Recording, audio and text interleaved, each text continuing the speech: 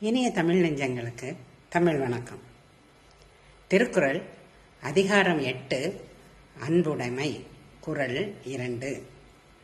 அன்பிலார் எல்லாம் தமக்குரியர், அன்புடையார் என்பும் உரியர் பிறர்க்கு. அன்பு இல்லாதவர் எல்லா பொருட்களையும் தமக்கே உரிமையாக்கி கொண்டு வாழ்வர். அன்பு உடையவர் தம் உடைமையையும் பிறர்க்கு உரிமையாக்கி வாழ்வர். அன்பிலார் எல்லாம் தமக்குரியர், அன்புடையார் என்பும் உரியர் பிறர்க்கு.